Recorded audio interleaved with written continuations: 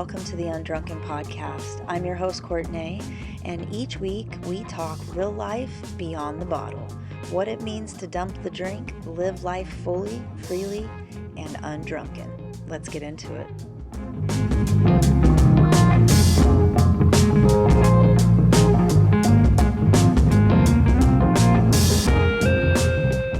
What's up, y'all? Today I want to talk to you about a word that I feel is heavy. I actually don't even like it. And I wanted to talk to you about it this week because I use this word and yet I got into a conversation with a friend and realized I don't like this word. So, what word am I talking about? You know that word sober? Yeah, that one. I don't like it. It feels heavy. It feels judgy. Like it just comes with all this baggage that I never signed up for. And I guess a part of that is how do you even define sober? What counts? Caffeine, sugar?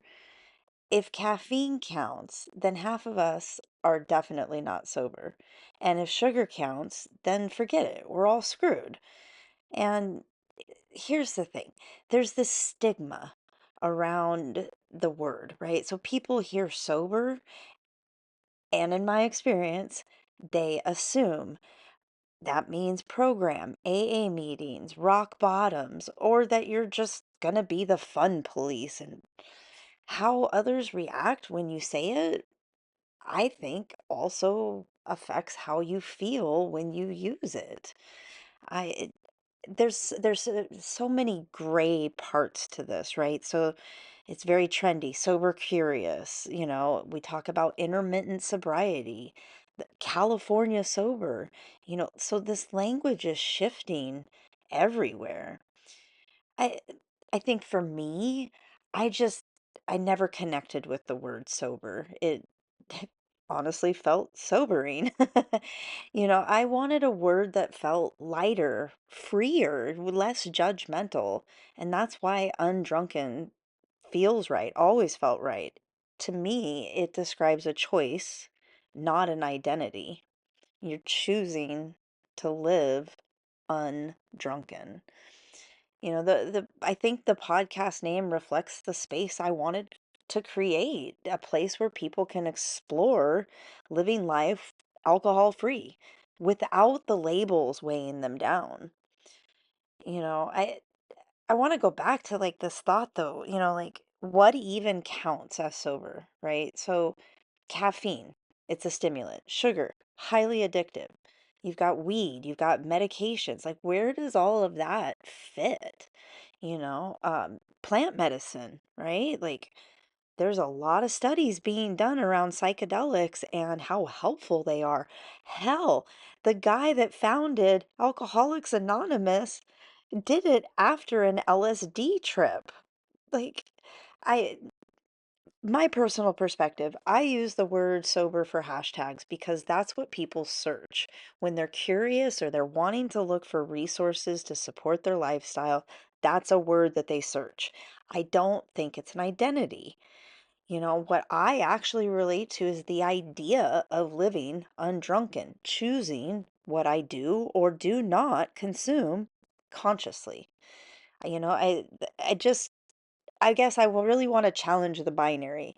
It's not sober versus not sober. It's this whole spectrum. I mean, sure, right? Sober. It's easy. People know it.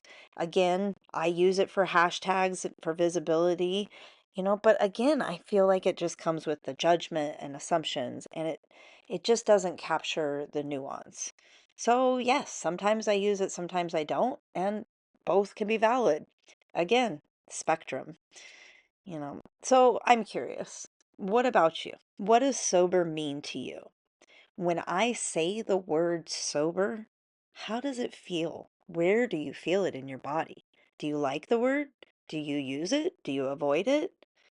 I think for myself, the definition has shifted over time. When I was a drinker, I never thought I would even use the word sober on a podcast. I guess I never thought I'd have a podcast even. But anyway, I please reach out. I would love to hear from you. Comment here on the podcast. Hit me up on Instagram at Undrunken Podcast. Send me a DM. I just would love to hear what your take on all of this is. And I really don't think you have to fit into a word perfectly. It's okay to be sober, soberish, alcohol free, mindful, or, well, my favorite, undrunken. Before I let you go, I gotta talk to you about this dry dating webinar that we're doing at the end of the month. So go check that out. It's posted on all the socials. I'll put a link here in the episode notes. It's going to be so much fun. April Katz from episode 48 will be joining me, and we're going to share stories. We're going to talk about things that are popular with those that are choosing to date without alcohol. It's going to be great. And hey, even if you're not fully undrunken, maybe you just want some novelty date ideas. We're going to talk about that too. So that's what I got for you today. I hope you enjoyed this episode, and we'll see you next week.